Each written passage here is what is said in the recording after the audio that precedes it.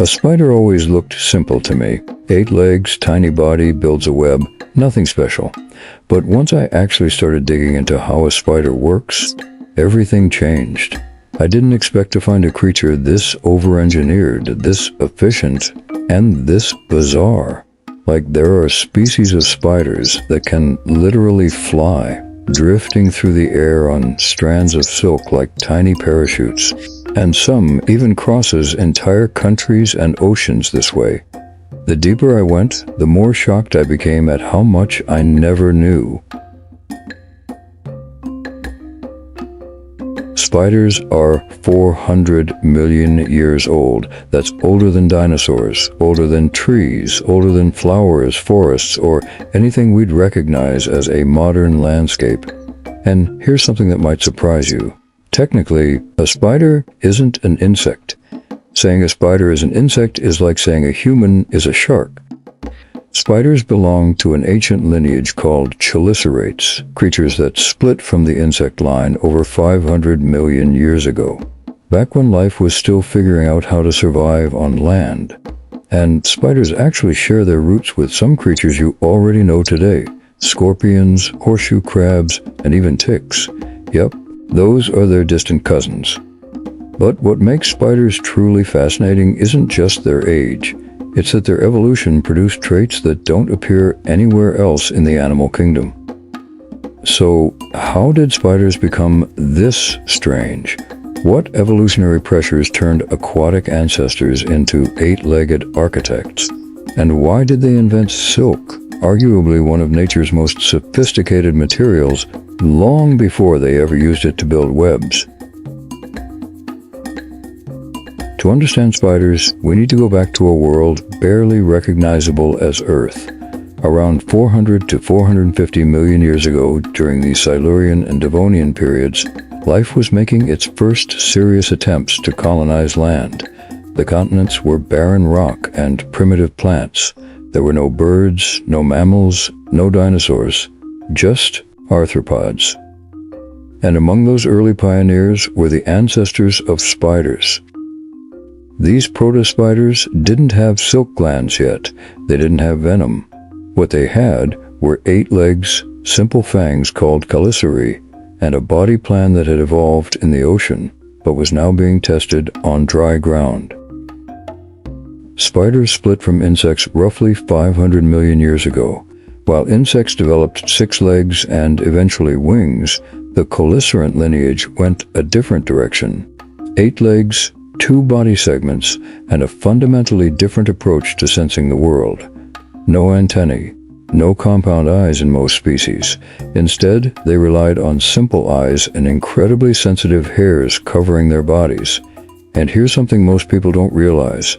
Spiders evolved before flowers existed. Before bees, before butterflies, before the ecosystems we associate with nature today. They were among the first complex predators on land, hunting in a world of ferns, mosses, and enormous arthropod prey. Some of the earliest spider fossils, like Idmonarachne from around 305 million years ago, had features we don't see in modern spiders, like segmented plates on the abdomen and possibly a short tail. These were experimental designs, evolutionary prototypes testing what worked. But what truly set spiders on their path to dominance wasn't their legs or their body structure. It was 2 revolutionary inventions: venom and silk. Venom is one of evolution's most elegant solutions to a fundamental problem. How do you safely kill something that might kill you first? But here's what surprised me when I started researching spider venom. It didn't originally evolve for killing. It evolved for digestion. Early spiders had digestive enzymes in their gut, like most animals. But at some point, those enzymes began to be produced in glands near the fangs. When injected into prey, these enzymes started breaking down tissue externally, pre-digesting the meal before it was consumed. Over time, some of these enzymes mutated into neurotoxins.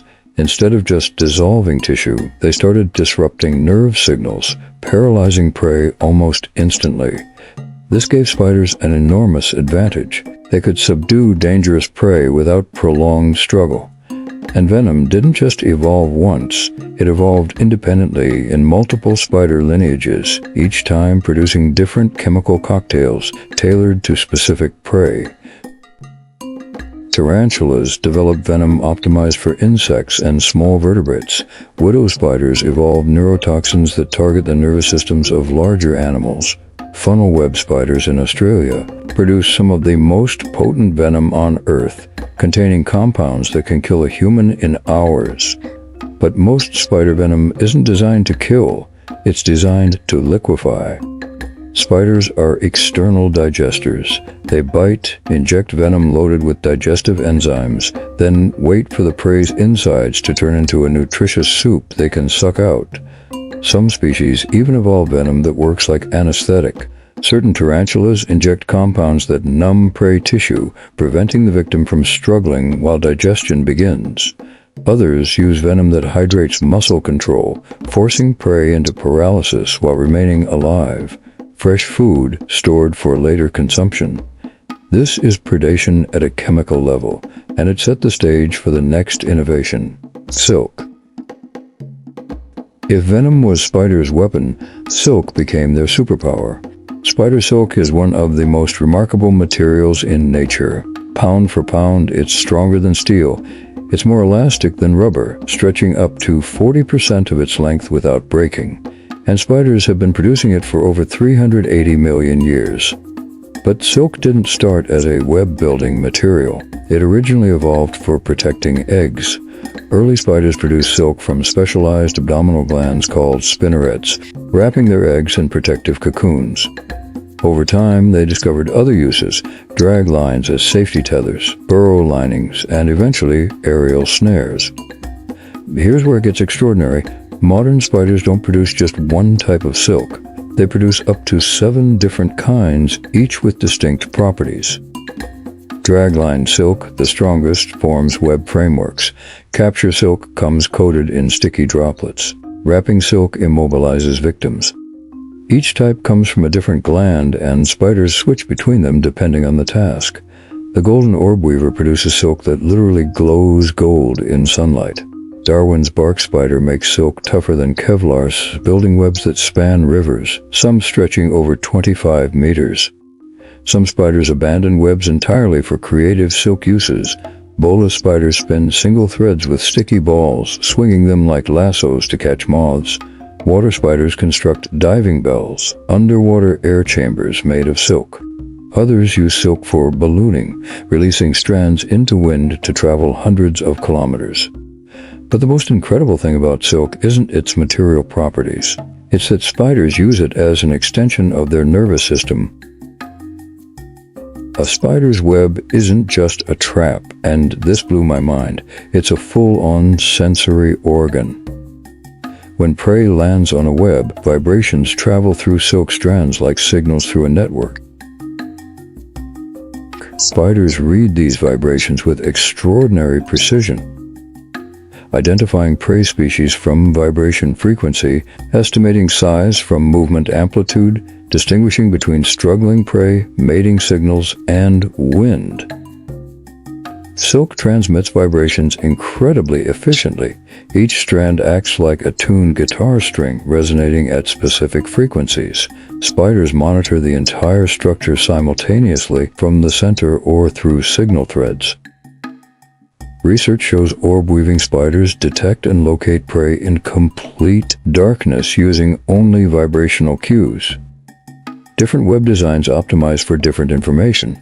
Orb webs detect flying insects. Funnel webs amplify ground vibrations. Cobwebs confuse prey while providing multiple signal pathways. Here's something that surprised me. Many orb weavers rebuild their webs daily. They tear down the old structure, consume the silk to recycle proteins, reclaiming roughly 90% of what they invested, then build fresh webs optimized for current conditions. The web is temporary architecture, a disposable sensory interface rebuilt to maximize hunting efficiency. It's extended cognition made physical, allowing spiders to perceive their environment in ways their nervous system alone couldn't achieve. But the weird part is that the spider doesn't rely on the web to be impressive. Its own body has features that are just as extreme. Spiders possess sensory and mechanical systems that seem almost engineered. Most spiders have 8 eyes, each serving different functions. But jumping spiders develop something extraordinary: telescopic retinas. Their front-facing eyes have layered retinas that move internally, scanning environments without head movement. They perceive depth through chromatic distance measurement, different light wavelengths focusing at different distances. They see ultraviolet wavelengths invisible to us. This visual acuity allows jumping spiders to hunt without webs, pouncing from distances up to 50 times their body length. But that explosive leap reveals another bizarre feature: hydraulic legs. Spiders don't have extensor muscles. Instead, they pump hemolymph, their blood, into legs, creating internal pressure that forces joints to straighten. It's construction equipment principles, but miniaturized and biological. This hydraulic system provides incredible jumping power but creates vulnerability. Punctured exoskeletons lose pressure, preventing proper leg extension. This is why dying spiders curl up. Beyond vision, thousands of specialized hairs called trichobothria cover spider bodies. These hairs detect air movements as small as 1/10 the width of a human hair. Some species use them to detect insect wing beats before prey touches webs. Others sense airflow from approaching predators. One study found certain spider hairs respond to sound wave frequencies, effectively allowing spiders to hear without ears through mechanical deflection of sensory structures. Everything about spider physiology seems optimized for predation through millions of years of evolutionary refinement. But the actual hunting behaviors are where things get genuinely strange. Trapdoor spiders hide underground and launch ambushes. Net-casting spiders throw silk nets at prey in pitch darkness. Crab spiders change color to match flowers, and mimicking spiders disguise themselves to infiltrate colonies. But perhaps the most surprising discovery isn't strategy diversity, it's evidence that some spiders plan their attacks. Spiders have tiny brains. Most nervous systems fit inside their cephalothorax with room to spare. Jumping spiders, particularly genus Portia, demonstrate planning-like behaviors. When hunting other spiders, dangerous prey that fight back, Portia spiders perform reconnaissance. They observe target webs from distances, sometimes for extended periods, analyzing structure and position. Then they execute detours, approaching from angles minimizing detection.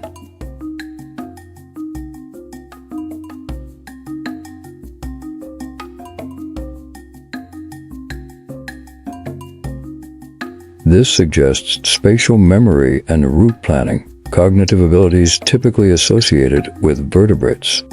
So, what's happening inside brains the size of poppy seeds that enables this? One hypothesis: spider cognition is heavily embodied. Intelligence isn't centralized in brains processing abstract representations, but distributed across sensory systems, directly coupling perception to action.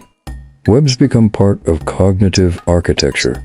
Hydraulic legs provide decision-informing feedback. Sensitive hairs create real-time tactile environmental maps. Spider intelligence might not work like ours. It might be cognition we don't have frameworks for understanding.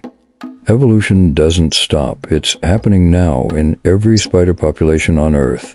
Urbanization creates new selective environments. Some species adapt to artificial light, attracting insect prey. Certain orb weavers now build webs near streetlights, exploiting concentrated prey.